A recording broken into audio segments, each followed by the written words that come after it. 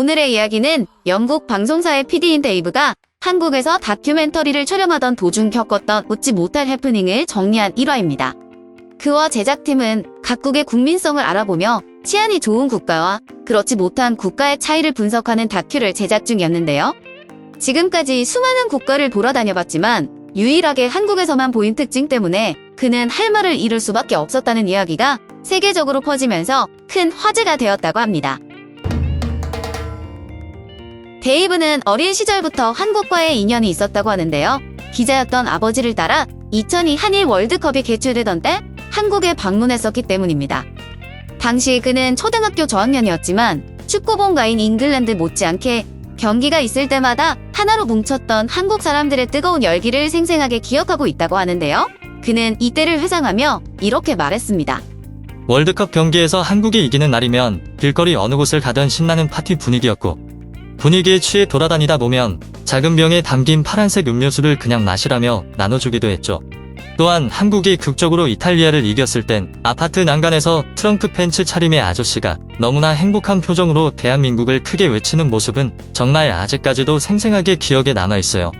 그리고 무엇보다도 제 기억 속에 가장 인상 깊게 남았던 장면은 경기가 끝나고 난 뒤 모두가 약속이라도 한 듯 청소와 뒷정리를 하고 갔던 한국인들이었어요. 저의 부모님 또한 지금까지도 한국에 대해 이야기하면 이 장면을 떠올리며 매우 좋은 인상이 남아있다고 과거를 회상하시곤 합니다. 시간이 지나 영국으로 돌아와서 맨체스터의 작은 지역 방송국에 입사했던 데이브는 어느 정도 수습 기간이 지났을 무렵 선배들로부터 대뜸 이러한 제안을 받게 됩니다. 각국의 치안을 비교해보는 야심찬 리얼 다큐를 하나 만들 계획이라면서 저한테 추천할 만한 국가가 있냐고 물어보았어요. 저는 당황한 나머지 무의식 중에 옛 기억이 떠올라 한국을 지목했죠. 오랜 시간 회의 끝에 그들은 취재를 결정할 나라로 프랑스와 두바이, 한국과 중국으로 최종 결정했습니다. 데이브는 20년 만에 한국으로 재방문하던 터라 속으론 설렘과 동시에 그동안 어릴 적 추억이 담긴 한국이 어떻게 달라졌는지 매우 궁금했다는데요. 영국의 맨체스터 공항을 떠나 약 28시간이라는 긴 시간을 견뎌 도착한 데이브의 팀은 녹초가 돼 있었고, 배고픔을 달래기 위해 그들은 한국의 식당을 찾았습니다. 데이브는 한국 방문 전 유튜브에서 한국식 바베큐 영상을 시청하였기에 동료들에게 고깃집을 권했었는데, 이때의 웃겼던 기억을 떠올리며 그는 이렇게 말했습니다. 같이 온 동료인 스티브에게 한국식 바베큐를 먹는 건 어떠냐고 물어봤었고, 그는 너무 피곤한 상태로 제발 아무거나 먹자며 징징대고 있었죠. 고깃집에 들어가 음식을 주문했더니 종업원이 친절하게 먹는 방법을 알려주었고, 그렇게 고기가 다 익을 때를 기다리던 저는 그만 스티브를 보며 웃음이 터져버렸습니다. 그가 한식을 먹는 모습이 너무나 웃겼기 때문이었죠. 저는 이를 놓치고 싶지 않아 짧게나마 찍었는데 마치 북유럽에서 온 바이킹처럼 한식을 우걱우걱 먹어댔어요. 스티브는 웃음을 참지 못하고 영상을 찍고 있는 제 모습이 뭐가 이상한 건지 모르고 있었죠. 비빔밥을 비비지도 않고 그냥 먹지 않나? 쌈을 찌개에 찍어 먹지 않나? 무슨 원시인과 같이 밥을 먹고 있다는 착각이 들 정도였어요.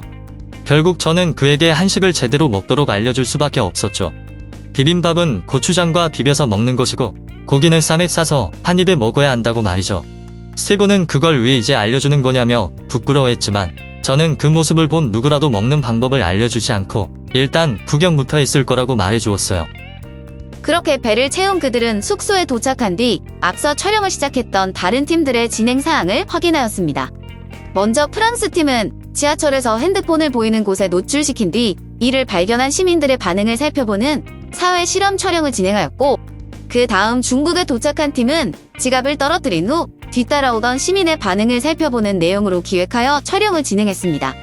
데이브의 팀은 회의를 통해 프랑스 팀과 동일한 내용으로 기획했는데요. 미리 이야기를 해둔 그의 한국인 친구를 섭외하여 촬영을 진행하였습니다. 그런데 기대에 부푼 촬영 첫날은 생각과 달리 아무 소득이 없었습니다. 핸드폰과 지갑이 주인 없이 노출되어 있었지만 이날 이곳을 지나갔던 한국인들 그 누구도 이에 반응하지 않았기 때문이었죠.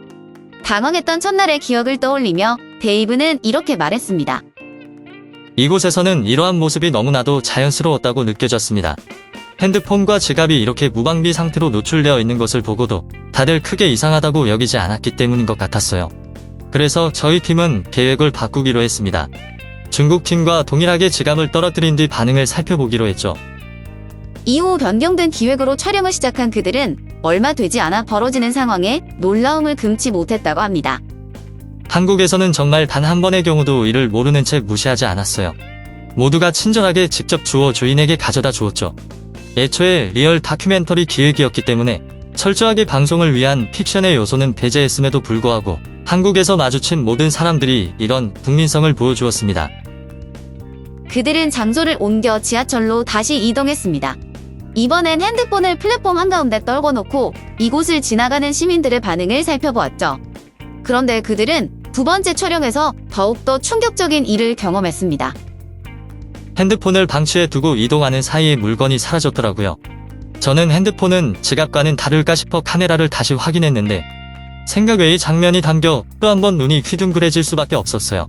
그냥 말하자면 한국의 도덕성을 확인하기에는 단 10초면 충분하다 라고 말씀드릴 수 있을 것 같네요. 정확히 10초 만에 길을 가던 여성분이 주워서 안내데스크로 가져간 것이었어요. 아실지 모르겠지만 유럽에서는 이런 경우가 정말 희귀한 케이스거든요. 그런데 한국은 실험 촬영을 할 때마다 동일한 결과를 얻었습니다. 저는 어안이 벙벙한 표정으로 내가 지금 무슨 상황을 보는 건지 믿기지 않는다고 말했고 동료 스티브 역시 이게 가능한 일인지 저에게 되묻고 있었죠.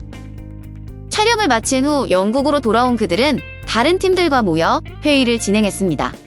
프랑스와 두바이를 촬영한 팀은 내보낼 그림이 많지 않았다며 분량 폐기 혹은 축소를 건의했고 중국을 촬영했던 팀은 생각했던 것과 다르게 의외로 꽤나 선방했다며 의기양양했는데 그 내용은 총 12번의 촬영 끝에 2번 정도만 예상과 다른 행동을 하고 대부분의 사람들은 지갑을 주워 돌려주었던 것이었습니다. 그러고 난 뒤 이번 방송의 메인 포커스를 중국으로 잡아도 괜찮을 것 같다고 어필까지 했다고 하는데요.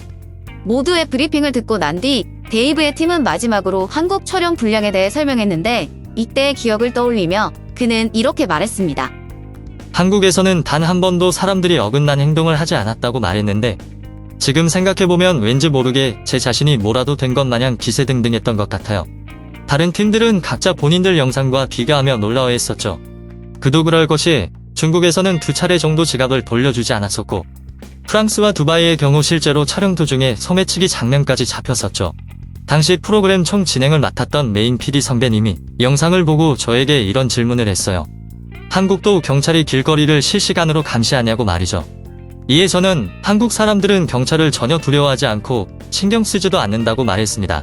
그러자 선배님은 CCTV가 사방에 깔려 있어서 그런 것이 아니냐고 되물어봤죠. 이 질문은 중국 취재팀이 대신해 주었어요. CCTV가 가장 많이 설치되어 있는 곳은 한국보단 중국의 베이징이라고 말이죠.